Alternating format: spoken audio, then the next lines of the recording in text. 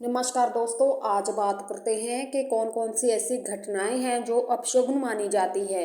दोस्तों, शकुन शास्त्र के अनुसार हमारे जीवन में घटने वाली कई घटनाएं शुभ अशुभ घटनाओं का संकेत देती है।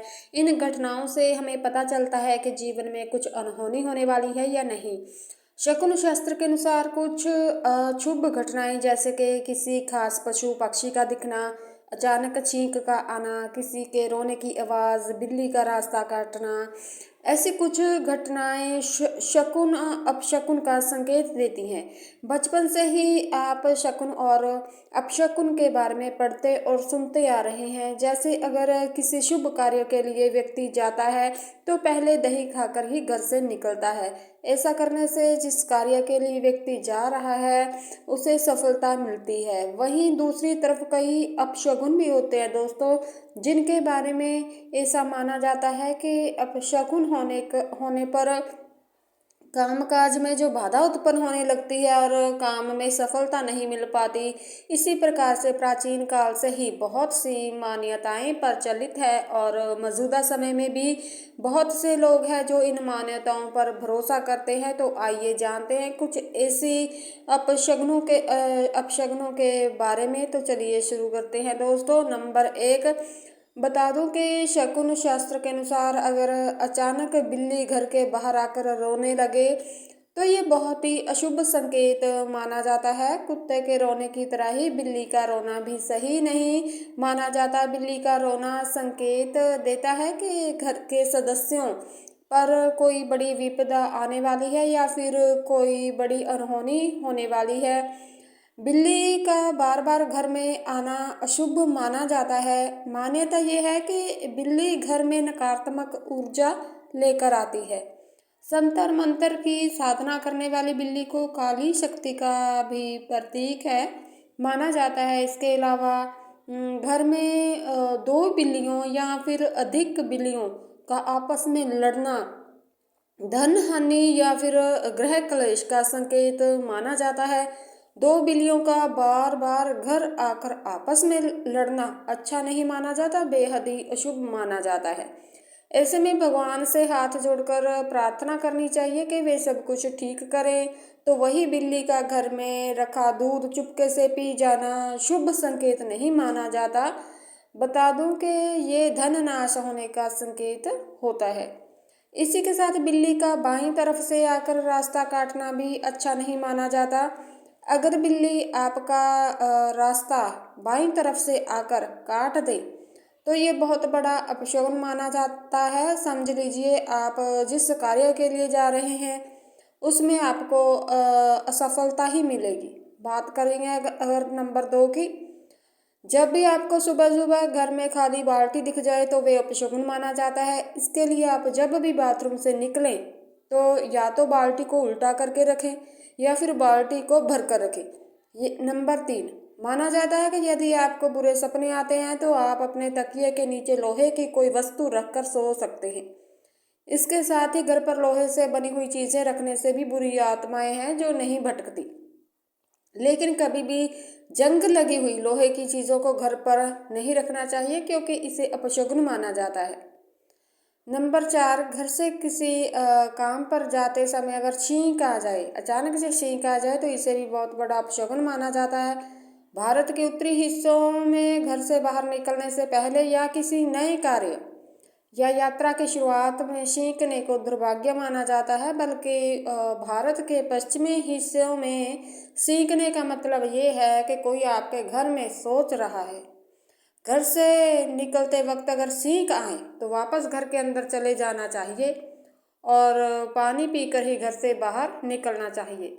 बात करते हैं नंबर 5 की। चाकू से जुड़े अपशगुन के कारण घर के सदस्यों के बीच झगड़ा और कलह बढ़ती है। इसके अलावा मेज से या चाकू का नीचे गिरना भी शुभ माना जाता है। यदि आप खाना खाने के बाद कांटे छुरी को क्रॉस करके रख देते हैं तो घर में बुराई का आगमन हो जाता है।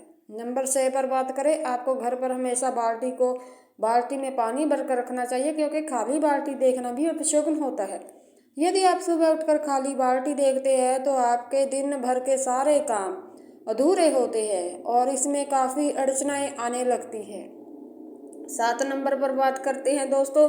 माना जाता है कि घर पर शीशा टूट जाने से लंबे समय तक घर पर अभाग्य आ जाता है। दर्पण या फिर शीशे से बनी हुई चीज़ों का टूटना भी शुभ माना जाता है, अच्छा नहीं माना जाता। कहते हैं कि नवजात बच्चों को शीशा नहीं दिखाना चाहिए और सुहागन महिलाओं को टूटे शीशों में श्रृंगार तो बिल्कुल ही नहीं करना चाहिए।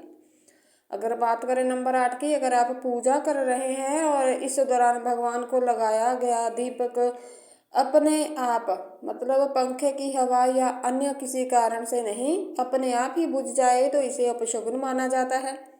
यह अपशगुन आने वाले समय में किसी भी बड़ी समस्या का संकेत हो सकता है। अगर बात करें नंबर 9 की, तो घर से निकलते समय कोई पीछे से आवाज़ लगा दे तो ये भी अपशगुन ही होता है, इससे काम में सफलता ही नहीं मिलती। नंबर 10, घर में दीवार पर टंगी या मंदिर में रखी हुई भगवान की मूर्ति या फोटो का अचानक से गिर जाना तो इसे भी अपशगुन ही समझना चाहिए। नंबर 11, जैसे कि हम आप सभी लोग जानते हैं कि झाड़ू को माता लक्ष्मी का प्रतीक माना जाता है। ऐसा बताया जाता है कि झाड़ू में माता लक्ष्मी जी का वास होता है। झाड़ू पर भूलकर भी पैर नहीं रखना चाहिए और शाम के समय घर के अंदर झाड़ू नहीं लगानी चाहिए क्योंकि यह अशुभ मानी जाती है। दोस्तों, इसके अलावा झाड़ू को कभी भी खुले स्थान पर नहीं रखना चाहिए। आप झाड़ू हमेशा किसी कोने में छुपा कर रहें तो अच्छा है। किसी बाहरी व्यक्ति की झाड़ू पर नज़र नहीं पड़नी चाहिए। नंबर 12, अगर आपका सोने का कोई आभूषण खो जाए और लाखों कोशिशों के बावजूद भी वह ना मिले तो इसे बहुत ही ज़्यादा अपशगुन माना जाता है। इसे धन हानि या रुपए पैसे के नुकसान होने का संकेत माना जाता है। सोने का खोना घर के आर्थिक हालात बिगड़ने का संकेत होता है। अगर बात करें नंबर 13 की, तो घर के आसपास चमगादड़ों का मंडराना भी बहुत अशुभ माना जाता है। ज्योतिषवादियों की माने तो घर के आसपास चमगादड़ का मंडराना इंसान पर कोई बड़ी मुसीबत आने का संकेत होता है। यह संकेत दिखने के बाद लोगों को बहुत ही ज़्यादा सावधानी के साथ काम करना चाहिए। नंबर 14 की बात करें, अगर घर के मंदिर में आरती के वक्त पूजा का दिया बार बार बुझ जाए तो संभल जाना चाहिए। ये एक बहुत ही अशुभ संकेत होता है। अगर किसी घर में ऐसा लगातार हो रहा है तो ये देवी देवताओं के नाराज होने का भी इशारा हो सकता है और देवी देवताओं की नाराजगी घर में दरिद्रता के प्रभाव को बढ़ावा देती है। इस अप्रिय घटना से निजात पाने का उपाय जरूर करना चाहिए। नंबर 15 की बात करें तो कई बार आर्थिक संकट इंसान को अचानक घेरने लगते हैं। आय कम हो जाती है, खर्चे बढ़ जाते हैं, इंसान चाहकर भी बचत नहीं कर पाता। हाथ में पैसे का ना टिकना या आते ही खर्च हो जाना माता लक्ष्मी के रुष्ट होने का इशारा माना जाता है। इस तरह के संकेतों को बिल्कुल भी नज़रअंदाज नहीं करना चाहिए। नंबर 16, कभी भी जेब या फिर पर्स पैसों से खाली नहीं रखनी चाहिए। जेब का खाली रखना भी अपशगुन ही माना जाता है। नंबर 17, बार बार हाथ से भोजन का गिरना। यदि आप किसी व्यक्ति को खाना परोस रहे हैं और बार बार खाने की प्लेट आपके हाथों से छूट रही है या फिर कोई व्यंजन बार बार आपके हाथों से गिर रहा है तो ये भी अपशगुन माना जाता है। ये इस बात का संकेत होता है कि भविष्य में घर पर दरिद्रता का वास होने वाला है।